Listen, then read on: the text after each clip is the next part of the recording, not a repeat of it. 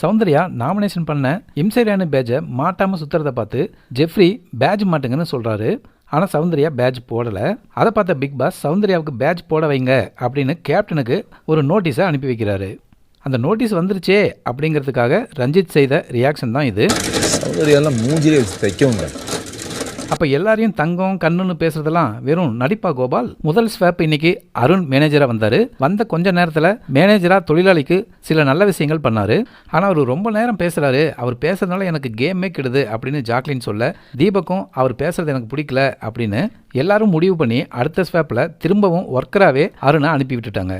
சௌந்தர்யாவுக்கு மேனேஜராக இருக்க பிடிக்கலையா இல்லை இந்த டாஸ்கில் என்ன பண்ணுறதுன்னு புரியலையான்னு தெரியல. ஃபேக்ட்ரியில் வந்து ரஞ்சித், ரயான், விஷால் கூட எல்லாம் ஜாலியாக பேசிகிட்டு இருக்காங்க. ராணா விஷாலுக்காக டான்ஸ் எல்லாம் ஆடி காமிக்கிறாங்க. ஒர்க்கர்ஸ் கூட டான்ஸ் போட்டதுனால அந்த மாதிரி செய்யாதீங்கன்னு முத்துக்குமரன் சொல்லவும் சௌந்தர்யாவுக்கும் முத்துக்குமரனுக்கும் வாய் தகராறு ஏற்படுது. இவர் தான் பிக் பாஸ் ரூல்ஸு, சும்மா ரூல்ஸாக போட்டு கொள்றாரு, இவர் சொல்கிறதுக்கெல்லாம் நாங்கள் தலையாடிட்டு இருக்கணுமா அப்படிங்கிற மாதிரி பேசுகிறாரு. இனிமேல் இந்த ரூல்ஸ் எல்லாம் நான் மதிக்க மாட்டேன் அப்படின்னு சொல்கிறாங்க. அருணை மறுபடியும் ஒர்க்கராக ஸ்வாப் பண்ணதில் எனக்கு உடன்பாடு இல்லை அப்படின்னு சொல்கிறாங்க. அவருக்கு தர்சிகாவை அனுப்பணும் அப்படிங்கிற எண்ணம் தான் இருக்குது. ஜாக்லின் முத்துக்குமரனும் பேசிகிட்டு இருக்கும்போது சௌந்தர்யா சரியாகவே மேனேஜர் வேலை பார்க்க மாட்டேங்கிறாங்க, என்னோட அடுத்த ஆப்ஷன் சௌந்தர்யா தான் அப்படிங்கிற மாதிரி முத்து சொல்கிறாரு. அடுத்த ஸ்வாப்பும் வைக்கிறாரு பிக் பாஸ். அதில் ஒர்க்கர்ஸ்லேருந்து மறுபடியும் அருணையே தேர்ந்தெடுத்து மேனேஜராக அனுப்புகிறாங்க.